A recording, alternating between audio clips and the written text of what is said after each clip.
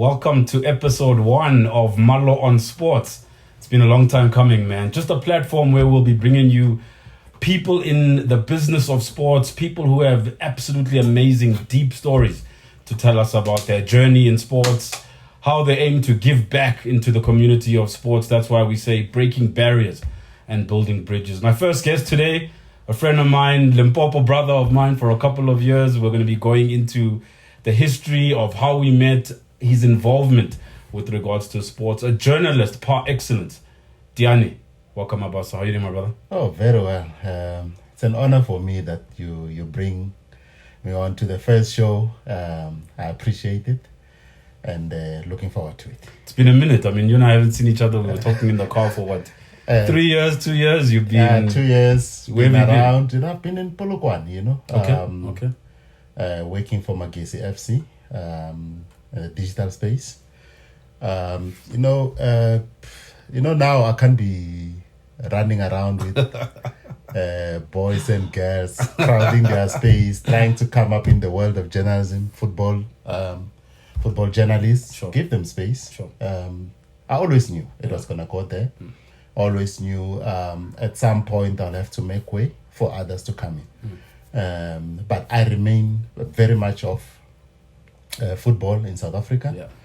But understanding that things will change down the line, then the younger ones come up. Tiyani, maybe before we get into that, for the viewers who might not know you, I mean, obviously you and I, our story comes from quite far, a couple of years back, but for someone who doesn't know you, they see this gentleman, he's seeing the U cap, they're Unplayable. Let's start from the beginning. No who problem. are you? Yeah. Where were you born? Where did you grow up? Family background, and we'll build from there, getting to know you. Yeah, no, absolutely. I was born in a village called Rotterdam. Sounds like somewhere in Austria or something. Yeah, it sounds like I come from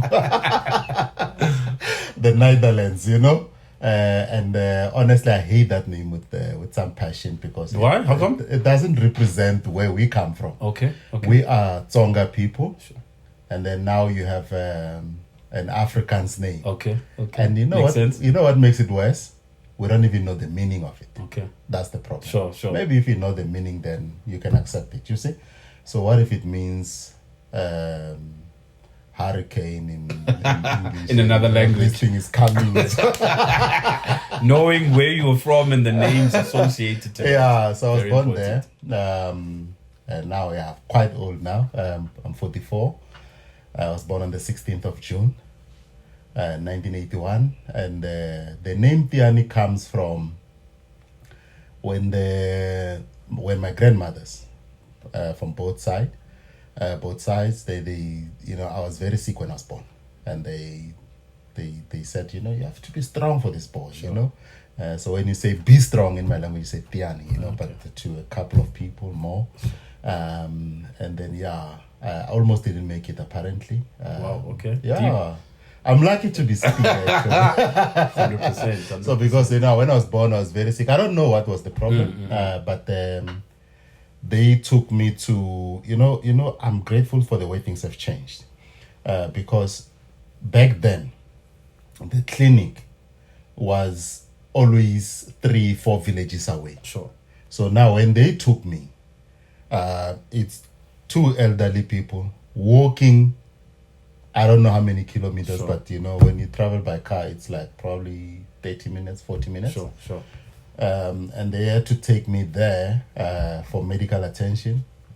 Halfway through it, passing through a river, one of my grandmothers said, no,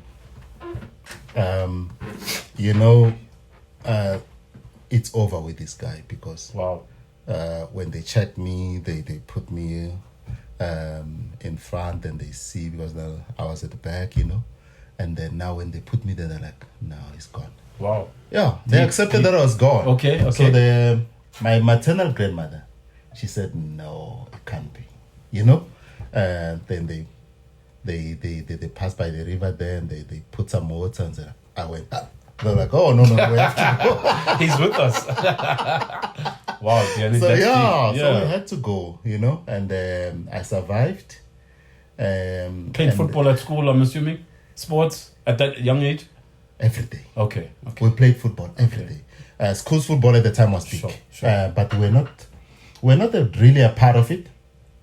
There were like senior people playing it, but what we used to do was to train there, and then we had our own team away from the school. But it's one thing that kills me today, Malo, because back then when you had schools football, that's development on its own. 100%. Yeah, if you play it on a regular basis, and they say there's this thing that if you practice something for 10,000 hours, you master brilliant it. at it. You master it. Yeah.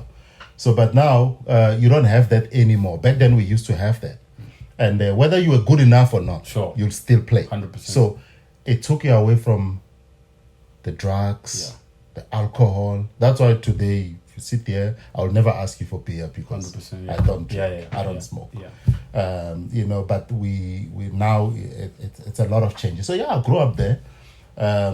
Your first bite, first interest in journalism or sports at the time? I mean, now you're obviously getting to high school, you're getting a bit older. In terms of career path, what were you thinking was the line of work you wanted to get into?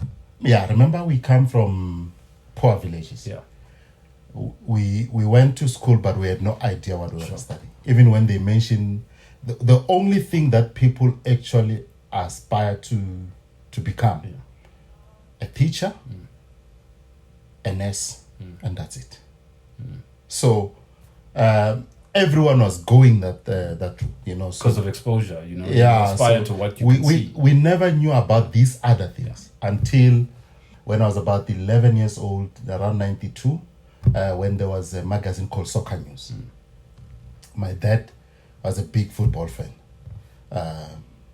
So he used to come back with these magazines, and I think Kickoff was introduced in 94. Wow, okay. He used to bring it as well. Okay. So when I was born a writer, but now there's something else on the side that I can actually bring on board to complement my writing. And it became easy that way. And I saw that, actually, I don't know the profession, but there's interest here. I think I'm going to be Thomas. Thomas, how do you pronounce it? Gwenaita, yes. Otherwise, it's gonna kill me. His name started wrong. So we used to see those names in the magazines. Sure. So I was like, I'm going to be this guy. I'm going to write about football just like him. Because at one point I accepted that as a footballer, you might not have enough. When I played with the plastic ball, scoring goals all the time, everybody calling me Bashin. There was a guy next to home used to call me Bashin. Sure. There was Bashin very popular at Pirates. And he used to call me that. He used to say, this guy, give him the ball, score, that's it. Sure. But when we started playing with these normal footballs, I realized that now. There's levels to this thing. I don't have the strength, Like you can't even take a shot. Sure. Yeah, like you don't have that strength, it's a blessing to have that talent, Then I realized, no, I can still play a role in this. 100%. As a football writer. So by grade 10, I already knew. And my dad, as much as he didn't go to school, what he used to do was, by the way, he actually passed his matric when I was 36. Okay. My dad. And I was inspired by that because I used to think, Pala, you pass your matric when you were like, 17, 18? And now, yes, this man double his age. But when he was 17, he was sent away by his family, saying, it's time for you to work. You're a man now, So we're privileged because now we don't fall in that generation. My dad said, whatever happens, I'm going to take you guys to university. Make sure you identify the right course and everything. But he was already planting ideas in terms of, him bringing these soccer magazines, even drum. He used to bring that as well. And it shaped me because I realized, okay, I can't be in entertainment. I'm not that person, but football is my life, and I'm going to contribute that way. So then TUT, then that's where you're being introduced to the world of journalism. You're now having to formalize it in terms of formal education. You've got the experience in terms of reading and understanding it, but now you need it to be solidified. Yeah. So TUT then starts. So it didn't start there. Okay. Because of my background. Sure. We didn't even know how to apply in advance. When I got to Technical Pretoria at the time, there was no space. So now they're saying, go to TSA. TSA then is UNISA. So it was Technical South Africa at the time. They said, go there, study part-time for a year, take a course that's similar to, journalism, and that is PR, public relations. So I studied that my first year. They said, if you pass all your subjects, come back to us. Which obviously you did, huh? Which obviously I did. Yeah, I did, and I was actually very, very naughty at the time. Okay. Getting into town, you've never been there. A lot of things were strange to me, And we used to go to, when you're studying part-time, you just have to find the library where you can go every day. The discipline. Otherwise, then you're not going to be disciplined and follow, So we used to go to Semi-Max in Pretoria. We studied there, and I was very disciplined. Okay. I really wanted to go back to Technical Pretoria. And along the way, mixing with wrong friends and so on. Remember, I grew up not drinking, grew up not smoking. At home, the curfew was always 6 p.m. If you're not there by 6 p.m., God bless you. You're gonna die. Strict parents. Yeah. What they used to do, ne? If your father has set a time for you to be there, he's in Joburg waking. When you're there at home, you're with your mom. And now, sometimes we'll disrespect our mom, It's not like that. We're scared of it. This is a sheep, this is a lion. So you're scared of the lion, So the lion is not there. Sure. But when the lion is back, now, the time that he was not there is reviewed. What did you do? In that time frame. Yeah. So from January to December, what did you get up to? So if there was a time you came back at 7, you'll pay for it. If there was a time you did something else, you'll pay for it as well. So you knew that he's there. Lion roars. Even though he's in Joburg. But when I got that freedom at varsity level, we can do whatever we want and meet boys from Guyana. Guyana, the location itself. Sharp. Not the villages. So where they come from, they can be naughty and all sorts of things. So we went to a nightclub called Red Card. Okay. I don't know what they call the street football. now. Yeah. Everything was lining up for you. Yeah, there was a football there. That's all. Red Card. Yeah, Red Card. So we went there. And these guys, they were drinking there every weekend. So Mina, because I don't drink, so it was difficult for me to accompany. But because you get bored sitting by yourself, one day I accompanied them. So we went there at 2 a.m. and I'm not drinking. Sure. I'm busy dozing off. They're busy waking me up. I had not go sleep at the flat because you can see this is not for you. So I left. But I left very tired. Just a road before I got to my flat. I got inside without even checking. Or is it open? The road is open, and I was missed by a car. Oh, that! My goodness! Another close encounter. Sure, I survived that. Those guys came out of the car, wanted to beat me up. I had to hide. And yes, so on. Of course. That's when I woke up. That's when I was like, no, this is not the company I keep. No, it's wrong. That's when I started passing a bit better and so on and so on. And I thank God for that, for those lessons. So that's when I actually managed to pass. Went back to TUT. Still Technical Pretoria, and then they accepted me. Then I had to go back to first year basically in journalism, and then I did that. The year they changed to Tiyani University of Technology. Okay. That's the year I actually completed, and that's the year. The following year, I actually started working for them as a junior lecturer. Okay. And I was working with Mr. Mokwati, excellent lecturer. Nice. Brilliant. I've never seen someone like that. Brilliant.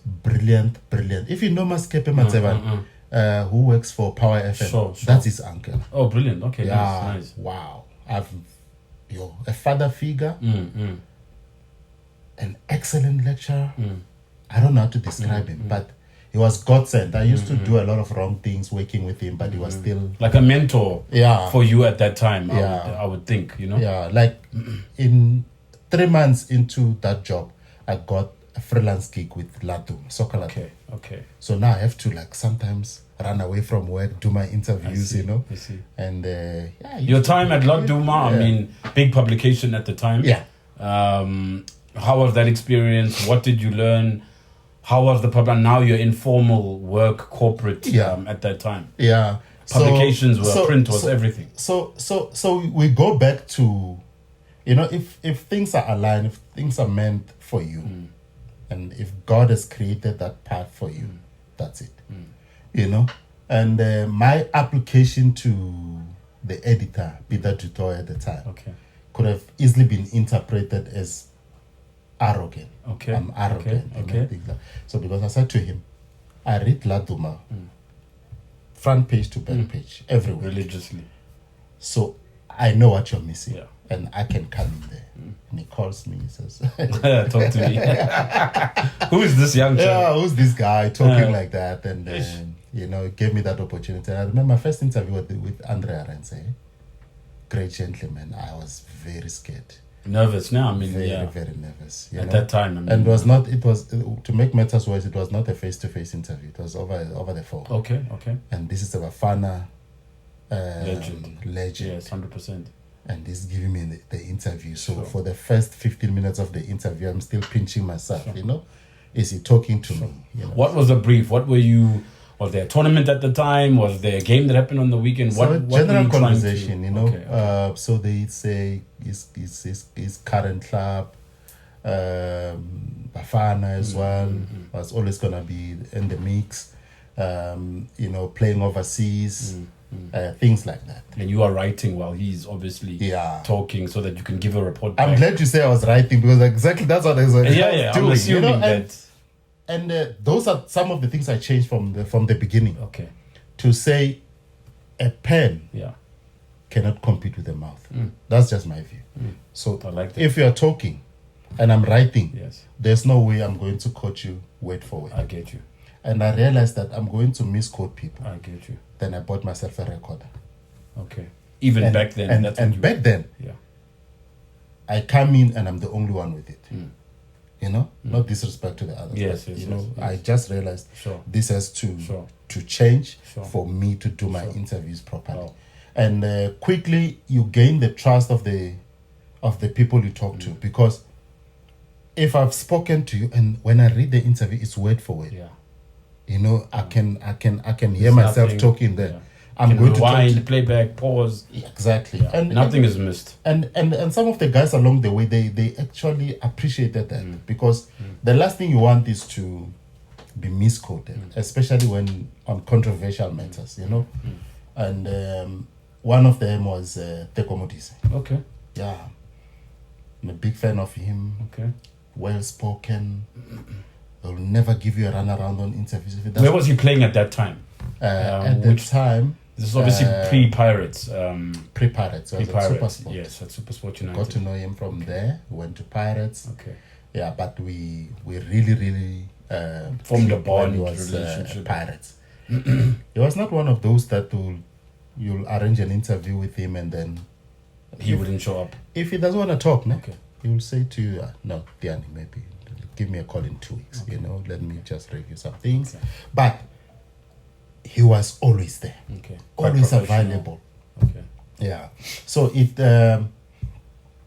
those are the guys who open doors for us. Because if you're talking to Teko, surely you can talk to anybody. Yeah, Shaba and the rest. You know what I mean? And so those guys became very close. Shaba, Itu, Kune. Those things are important. Those relationships with journals and the actual players, 100%. Your contacts, your relationships with those type of 100%. People. And I've always known you for someone who's got those deep relationships with you call me for any number, then I've got it. Because you establish genuine relationships, not just about interviews. I don't really come to you for interviews. We chat about other things and so on and so on. So but that needed guidance from a lot of people as well if you're going to become a very good journalist.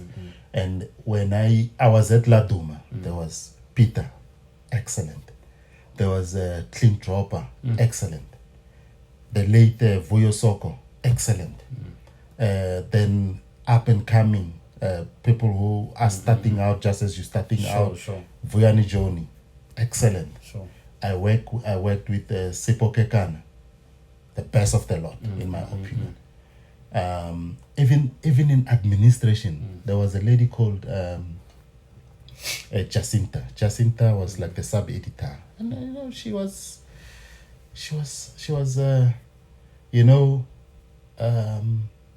very, very good to people. She came across as the serious person, but she was approachable. So she'll call me, Tiyani, this and that, and then you learn from there. You pick up on certain things. But we also had other people who were not as strict in administration. Like there was a lady called Vanessa de Sousa. Okay. She's Portuguese. Oh man, beautiful soul. Sure. Beautiful. So clearly, from a very young age, your first taste of journalism was with heavyweights in the industry, people that 100%. You were able to lean on their shoulders and 100%. develop yourself from there. Then you move. I don't think I would have made it if it wasn't for them. Then I moved to Kickoff. Yes. When I got That's where we met. Yeah. Kickoff. We met there. Interesting. Long, 2009. When I moved there, you find Nelson Rashava. You find the mono genius. Sure. Ep1 Post. I used to call him that. You find Bolaf Momoyo, all these guys, then comes what Chet Clade, comes or Melissa Reddy, some of those are household names now. Big guys, Yes, I don't even have to mention Richard Maguire, our boss. Great guy. Fight with you, Great but guy. At the end you shake hands, 100%. I'm not happy with this, how they structured this, how they came up with this headline. Kickoff at the time, maybe for some of our viewers was doing what from a circulation point of view, copy sale? Was it 250,000 per month? From a numbers point of view, Kickoff was the publication in South Africa from a football point of view. Yeah, in terms of the magazine. Yeah. La Duma, in terms of the newspapers, far better. Okay. Yeah, the readership was very high. Okay. But Kickoff was just... Kickoff was a monthly, La Duma was a weekly, if I'm not mistaken, Yeah. at that time. Kickoff was a bi-weekly. A bi-weekly, okay. Yeah. Every 2 weeks, okay. Every 2 weeks. Oh, man. That publication. Sure. The best of the best. So what happens is, when I was at La Duma, then I get a call. It was around the time I'm getting married, expecting my first child. These guys, they say... So I expressed interest. I always wanted to work for Kickoff. Sure. But the way it came out, it was not even an application. But those guys realized we need this guy. Okay. And then Richard spoke to me and he said to me, how about I double your salary? Wow. You come in, you've got medical aid. Okay. Now I don't have to worry about that. Sure. Now my wife is going to proper give birth. I don't have to worry about that anymore. Sure. But on the other hand, I'm fighting with my dad because he's saying, when you work for a company, you don't leave, man. He worked for Metro Rail all his life. Sure. From picking up, on the rail tracks. Okay. From picking, I don't know what they call those things, but you have to fix those things. Because the train and all those the actual track. The track, because it always goes, you have to always fix, you have to pick up all those things. That's when my dad started working. And that generation is used to having jobs for 20, 30, 40 years. At the same company, you see. So when I'm moving, you're saying, "Oh my God, this guy, what is he doing now?" Laduma is fine for you. I'm like that. Listen, double the pay, big up publication, and remember, he's not expecting me to talk back because our upbringing say you can't talk back to your 100%. Father. But now I'm older, you see. 100%. I'm like, but Dad, listen, I'm going to get this and this here, Sure. And he still doesn't understand it. Okay. So, but when I get married, I'm able to afford this. I'm able to afford it. It starts clicking. Well, this guy's made a good move, Okay. And the Kickoff was a better move because the website was thriving. The magazine is there. So the thing is with Laduma, it's only the newspaper. Yes, the website was starting to, but the most popular digital website, in that time was not what it is today. Yeah. So it's understandable that, Kickoff was a big publication, but from a digital point of view, Yeah. it wasn't doing what the print numbers were doing. Yeah, but still, because they were able to create things in the background that actually started working. Like, for example, the team kickoff, where every football fan can register and share topics on football. That thing was big. The interactive element of it. That thing was huge. And that's where we got to know the fans. Sometimes we'll meet them, but I quickly realized that you have to be careful around football fans because everything matters to them. Yeah. Let's come to that. Yeah. Some of the top stories or things that you've written or maybe written by your colleagues that garnered a very strong opinion from fans that on the street even you are getting people coming to you talking about certain things. Maybe just those 2-3 stories that broke that. I can't really remember, but it's quite a lot. And even the ones the way I made mistakes. Sure. For example, I wrote a story on Rainford Calaba coming to Pirates, only to find that that move was not going to happen anymore. So it stuck with the fans. They used to say, you see, but that was my first real mistake. Then we met in when team kickoff at the end of the year. We used to invite them, meet them, the top fans. Okay. So we met just to pick their brain, get what they're feeling on the ground. It was a great interaction at the time. I think whoever created team kickoff, big up. So social media today has replaced that. Basically. Yes, absolutely. 100%. But from people say you reply to every fan. When you post something, you always reply. Sure. I got that from team kickoff. Where something they post something, I'm always interacting with today, them. Exactly. Treat people as an individual. Absolutely. It's not just your community or followers or what. 100%. It's people you actually interact with. Yeah. So the funny story is we met in Rosebank. Okay. Yeah, and remember, I don't drink. Okay. But that time, because I wanted to fit in. You had one or two? A few. Okay. The next thing I'm sleeping. Do you remember what it was you were drinking? Wine, beer? Black Label. Wow, okay.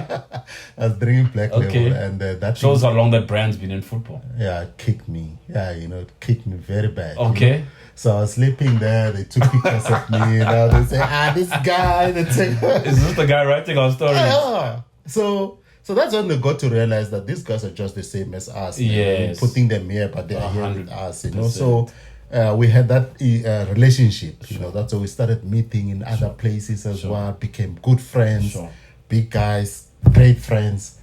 Football is powerful. Man. Football is powerful. You have brothers and sisters in the sport. Create great relationships, lifetime. So when we used to meet like that, it made me realize that get off your high horse.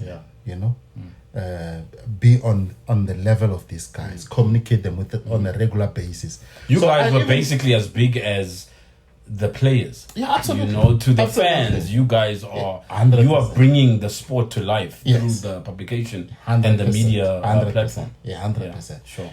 And they. But when you actually make them realize that you are just the same as me. Yeah. The only difference we've got different jobs, 100%. And we align that way, some of the things I started when I was at kickoff was through the fans. For example, I had the readers interview. Okay. And this guy said, it will never work, man. I mean, these are your brainchild. These are your ideas. Absolutely. So they say, no, these things will never work because here you are creating a readers interview. So how many questions are you going to receive from these guys? And it was quite a lot. Wow. You've got the email that normally maybe from Maguire, one email, Zola replies, Andrew Young replies, Rob Fleming replies. Maybe you've got 6-7 a day. Now when you've done that, oh my goodness. You can't even see any because it's a lot. Sure. But I used to go through all of them, pick the best, and you'll have the best interviews. Wow. Because even your interview, you sit and you say, the questions are what? So because sometimes the players felt you are personal. Sure. Because you're asking certain questions. 100%. But because it comes from a reader, they don't take it like that. So those interviews were the best. Yeah. So Top covers. I mean, I know the covers was such a big thing when it comes to choosing which cover, which player. Is it based on form? Is it based on teams? I mean, obviously for Chiefs, Pirates and Sundowns players, you can never go wrong. But from your memory, the covers that really are iconic with that brand. Yeah, no, you know the funny thing, is I've got, even in my archives, Okay. I don't have 3 or 4. Okay. I've got like over 50. Wow. Because every cover that used to come out Was iconic. yo man. No, 100%. That brand, I remember them. And even the ones that they created out of nothing. Yes. There was one where I think they were picking players from like generations and Or different generations, like Dr. Kumalo days. Before that. I can't remember the specifics of that, but Okay, the way it came out, I just felt like when I heard it, I put it here, I was like, wow. Yeah. It's as if I was not working with those guys. Yes. And it was pressure because some of them were created a day before print, and it was difficult. And I respected those guys for that because I knew the kind of job that they actually put in. Sure. Kickoff was big, man. Kickoff was huge. Massive, absolutely massive. And Reasons for leaving? I mean, you moved then from Kickoff to Sowetan. Reason for the move? I mean, what was going on in the industry at that time? Was it another, we'll double your salary and give you medical aid and throw in pension? Or what was the offer? What was the idea? Firstly, I'll never run away from it. Okay. Money. Okay. When you see an improved offer. 100%. Yeah, and there were some guys there who knew me. There was Nina Wantloko there, the one who's the boss at SAFA now in the communications department. Wow, look at where football has taken some of these people. From publications to running football. So they came for me as well. So I was like, I never really have to apply for these jobs. But they came for me, and then when I never negotiated, because when it came to me, Bramni calls me and says, "This is what we're gonna add to your salary, your C2C, your cost to company." And I'm like, "Take me." I'm like, what? And you know, people like that, they're decisive. When they want a certain person, they go for that person. They are also willing to pay. Yeah. And Sowetan as well.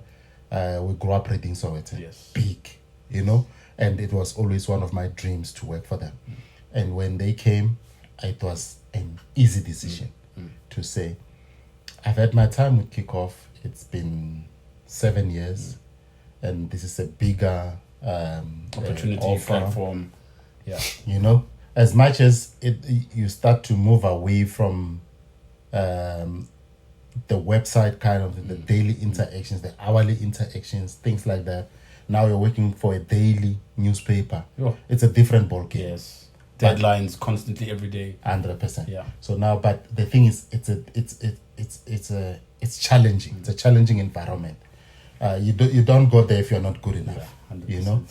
So working for Sowetan was class. It opened doors for me. Opened doors in a sense that there were things that I was not able to do at Kickoff and Laduma, for example. I never traveled outside of the continent when I was with Laduma, Okay.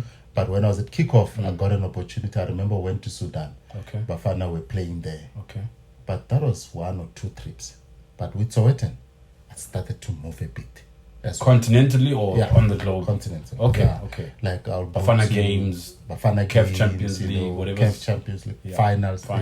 Yeah, so that even broadened your network even more. Absolutely. So it offered more. Yeah. It offered more. And it was a great experience as well. But down the line, I always wanted to start my own publication. Okay. And 3 years with Sowetan, and I was like, I'm ready to move. Yeah. And also because I was working crazy hours at Sowetan. I could imagine being a daily. Yeah. Yeah. You know, one day, I leave work at around 7 p.m. I go to Gautrain, Okay. park station. Okay. I used to park at the Midrand station, and then travel. It was easier that way to avoid traffic, Sure, and so sure. on. Get to work early, Sure. things like that. 7 a.m. I was at work. 7 p.m. I was leaving, and I never ate a thing that day. Sure. Because Life of a you know when a daily is Yeah. challenging. You know, when you're sitting there, and there's a McDonald's there, and there's a BP garage there. You know they sell food there, but you can't move. If you move, when you come back, Yeah, the work is piled up. everyone is looking for you. Yeah. So because you've Yeah, actually the deadlines of every minute, you know, constantly. yeah. So you've affected production in a sense that some editors are looking for you. They want to confirm something. They can't move with the job because you are not there. They have to wait for you to come back to confirm certain things. And remember, there I went in as a senior football writer. Then I was promoted to deputy sports editor. Sure. My boss was saying, "Carrying much." Sure. So if you move, Gone. man. So that day when I went to Gautrain to go home, I had not had a thing. Something clicked that no, this is not. So no, when I get there, Yeah. the train is coming. Ne? I was with this other guy. The train is coming, and you know the lights. So They hit me, ne? And I almost fell. into the Yeah, because I was so weak. You know. So this guy's holding me. So he said, "What are you doing?" So I'm like, "No." sure. You know, Like, it's a good thing you're here because I'm weak. I'm I could have easily fell into this track. You've had many close encounters. I mean, when you were younger, with the I with even had an the accident in Durban. Jesus, But Tiyani, I've survived. Yeah, it's interesting, eh? sure. You know, that's when you move, God moves, eh? You know, like so when this guy is talking to me, he's like, "Hey, bruh, Pella, look at it this way. If you fell into this thing, Jesus. there's only one message that goes out. Sowetan football writer commits suicide. 100%. I mean, you know? Because we are all standing behind the line. So how When the hell did you fall into this thing? Exactly. You know? That's not So wow, Tiyani, that's a close I'm serious, encounter. man. So that's when we sat down. This thing is affecting my health now. That's when I thought Yeah. about it. So Tiyani, Far Post now comes. I don't know if they come knocking or if you go to them, but there was a Far Post opportunity that you got. Yeah. And you decided to join. So I started Far Post on my own. Okay. So it has been coming for some time. Okay.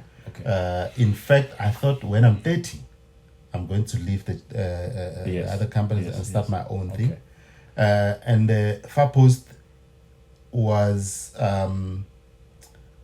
the speed with it. You know, it was due to that incident. Okay. Because I thought, you know what, if I continue like this, Okay. I'm not gonna make it far. Because my dad actually left his job like that. He used to work very hard. You know, it's 55, collapsed. It was never the same health-wise. Sure. So You took those learnings. I thought to myself, as much as I'm a hard worker, but I also have to look after myself. And I realized that with Far Post, I'm going to do my own and going to have control of my own time. And I know there'll be skeptics, you know, people saying, well, how are you going to make money and things like that. I had a few It's ideas, normal. you know? It's normal. So when I started it, I was on my own. It took me, you won't believe it. Far Post is a football term, ne? It's out there, ne? Yeah. But it took me 2 years to come up with that. Oh. Yeah. To come up with the name even. 2 years. Sure. Yeah. But you were coming up with the name while you were still at the I previous. was coming up with lots of names. Okay. What made that? On my diary?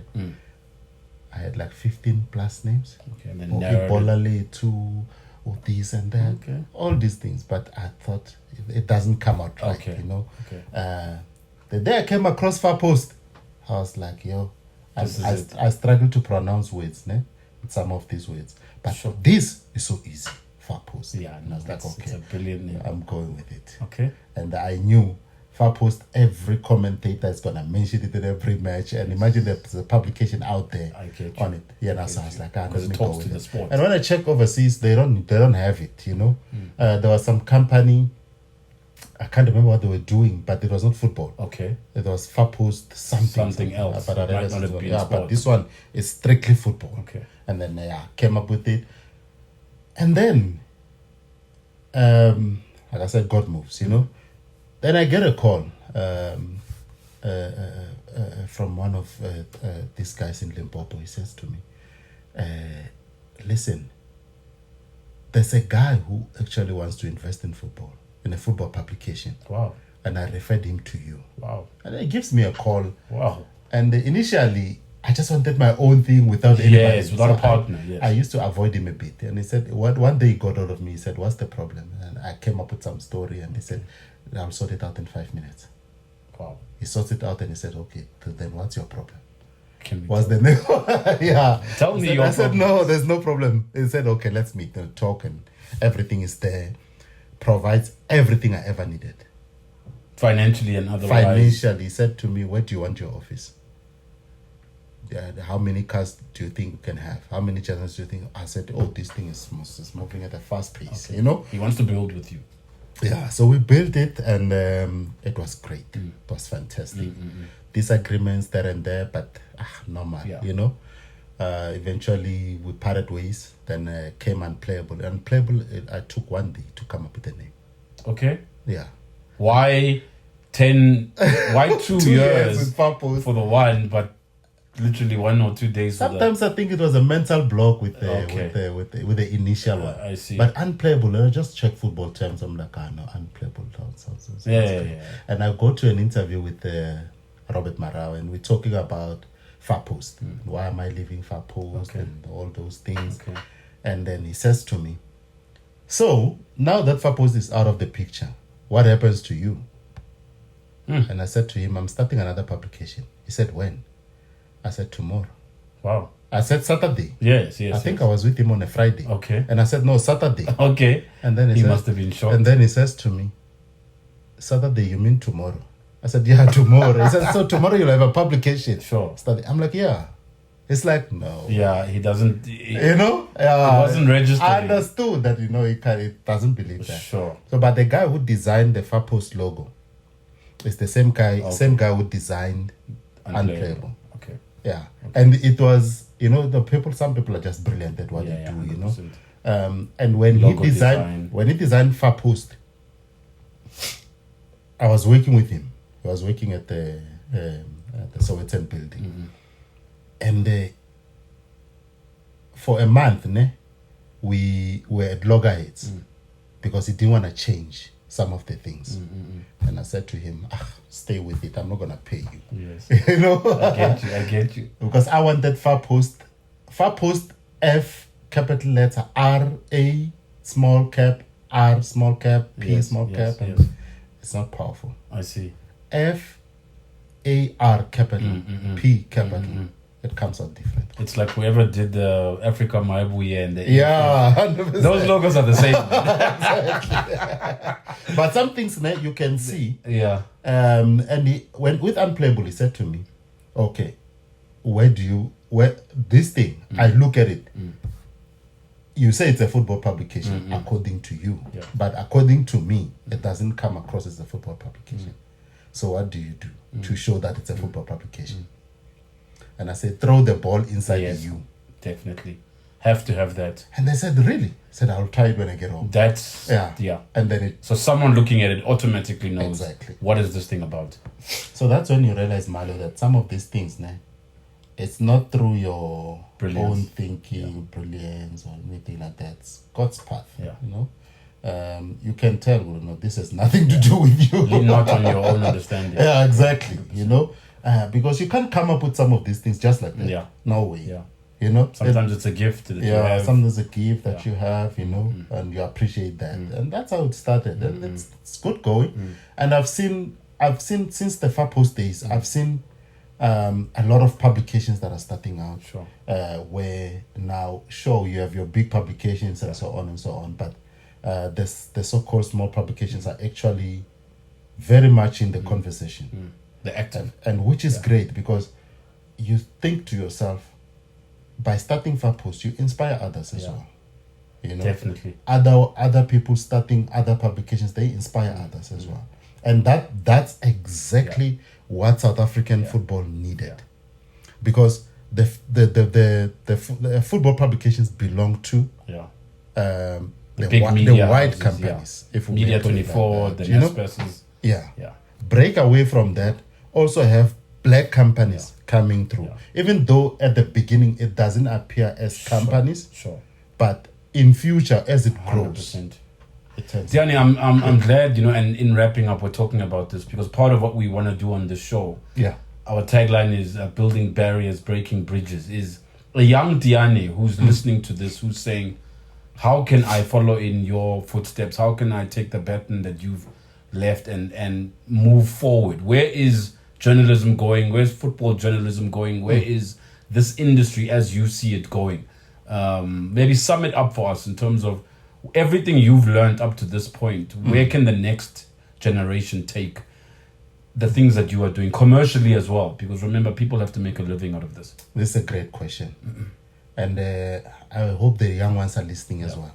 And it's going to be brief so they don't forget it. Sure. Passion, nothing beats that. Yeah. If you come into the space, you want to be Malu, a wrong approach. Yeah. You want to be Tiyani, wrong approach. You want to be Robert Marawa, wrong approach. Yeah. Be yourself. Yeah. Are you passionate Sure. about the field that you want to go into? It doesn't matter if it's football, Yeah. journalism, or it's just being a sports journalist or whatever. Are you passionate about that bit? If you want to be a political reporter, are you passionate about it? That's Because the starting point. if you're passionate about it, it will never feel like you're working. Yeah, 100%. Yeah, sometimes you sit there and you earn your salary and like, I robbed them. Yeah.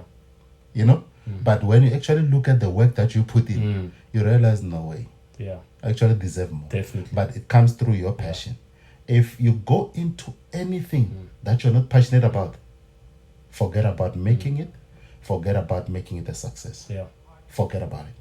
It's as simple as that. Tiyani, thank you so much. Thank you. Malo on sports, building barriers, breaking bridges. Tiyani, any parting words on your side? Yeah, I'm glad you started this. Yes, thank you. Thank you so much. Thank It's you. going to build a lot of careers. Thank build you. people, change lives. And that's exactly what we need. Thank you. Yeah, especially coming from where we come from and the country we live in. Yeah. You need to be constantly inspired. Yeah. And this is exactly it. Definitely. Yeah. Talking about being inspired, are you inspired about looking forward to AFCON? To AFCON, absolutely. And we're going to win it. Okay. This time I was around. about to ask you about favorites. Yeah. I know it's too soon, but I think it's going to be an interesting tournament. Given the way Bafana's playing, I think it's going to be very I think interesting. Bafana can win it. Okay. Like from the bottom of my heart. Okay. Not to talk as a South African, Sure. but based on what There's I've enough seen, quality, enough the quality, coach understands the his players. 100%. So now when you have someone like that, who goes against critics, who still makes it, even though people are saying a lot of things, then you realize you have a good coach. And the pool of players, I'm not worried. Previously, we used to worry a lot about the squad selection. Yeah. The squad comes out, We don't worry anymore. what about this guy? Yes, exactly. What about that guy? So now it doesn't matter. No, it doesn't matter who's playing. You know that they're fighting for the person. badge. Yeah, exactly. Yeah. So now when you have a team like that, it's unlike your Nigeria. Nigeria will struggle to win anything because it's individual stars.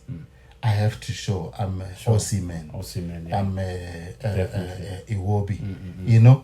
They come across as individuals. This is a team sport. Yeah, So that's why even though they are more talented than us, it's a talent that you see there, even when they play, but they can't make it because they're not really a team in They're the not true united. sense of the word. 100%. And so our competition actually comes from North Africa, in my opinion. Those teams are well organized, but I believe with the progress that we've made, with the players that we have at our disposal at the moment, with the coach that we have a very good chance of winning AFCON.